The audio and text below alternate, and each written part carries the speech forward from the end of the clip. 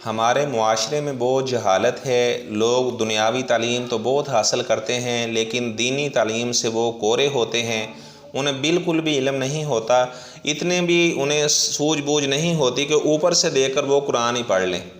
تو دنیاوی تعلیم اگر پوچھی جائے تو کہتے ہیں جی میں نے MBA کیا ہے، میں نے فلاں کیا ہے، میں نے فلاں کیا ہے۔ بھائی جان ٹھیک ہے، آپ MBA کریں، ایک دفعہ نہیں آپ 1000 ڈگریاں حاصل کریں، لیکن قرآن کا ترجمہ بھی پڑھیں، آپ صلی اللہ علیہ وسلم کی احادیث بھی پڑھیں۔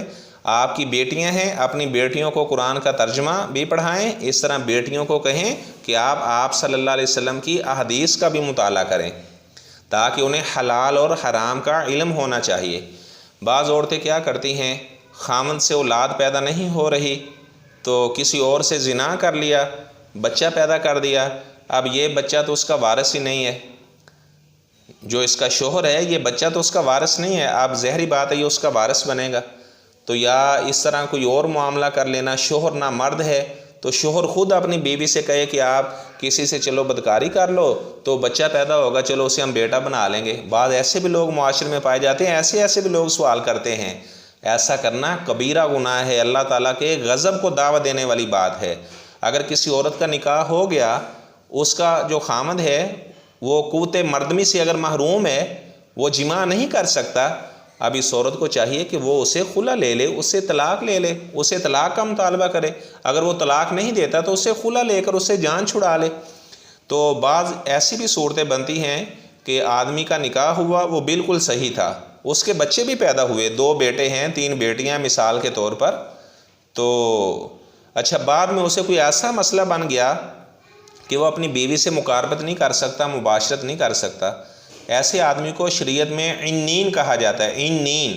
تو شریعت کہتی ہے ایسے آدمی کو 2 سال مہلت دی جائے، اپنا علاج کروائے، 2 سال تک اپنا علاج کروائے۔ عورت کو چاہیے کہ وہ صبر کرے، اللہ تعالیٰ کا عذاب اس کو بھی مد نظر رکھے، اگر میں نے غلط کام کیا تو اللہ تعالیٰ کا عذاب میرے اوپر نازل ہوگا، اللہ تعالیٰ کا غضب میرے اوپر نازل ہوگا، مجھے جہنم کے اندر جلنا پڑے گا۔ تو 2 سال تک وہ عورت صبر کرے اس کی بیوی، اور یہ 2 سال تک اپنا علاج کروا لے۔ اگر تو 2 سال بعد یہ صحیح ہو جاتا ہے تو پھر ان کا معاملہ ٹھیک ہے، اگر 2 سال کے بعد یہ صحیح نہیں ہوتا، 2 سال کے بعد بھی بیوی سے جماع نہیں کر سکتا، تو پھر ایسی صورت میں جو قاضی ہے ان کا نکاح فسخ کروا دے گا، عورت کو اس کے خامد سے جدا کر دیا جائے گا۔ تو بہرحال میں بتا رہا تھا زنا کرنا کبیرہ گناہ ہے۔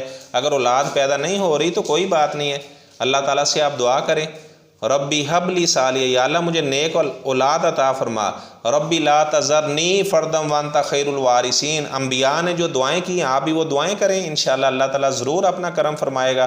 زیادہ سے زیادہ سورۃ فاتحہ پڑھیں، زیادہ سے زیادہ استغفار کریں، انشاءاللہ اللہ تعالیٰ آپ کو اولاد عطا فرما دے گا۔ اگر ڈاکٹر حضرات نے یہ کہہ دیا ہے کہ اس شوہر سے اولاد پیدا نہیں ہو سکتی، پھر بھی آپ مایوس نہ ہوں، لا تقنطوا من رحمت اللہ، اللہ کی رحمت سے مایوس نہیں ہوتے، آپ اللہ تعالیٰ سے امید رکھیں۔ بے شمار ایسے کیس ہیں، ڈاکٹروں نے کہا کہ اولاد نہیں ہو سکتی لیکن اللہ تعالیٰ نے اولاد عطا فرما دی۔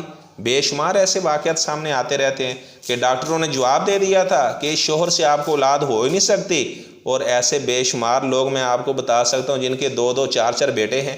اللہ تعالیٰ ہمیں قرآن و حدیث کی باتیں سن کر عمل پیرا ہونے کی توفیق عطا فرمائے، اور جو حرام کام ہیں ان حرام کاموں سے اللہ تعالیٰ ہمیں بچنے کی توفیق عطا فرمائے۔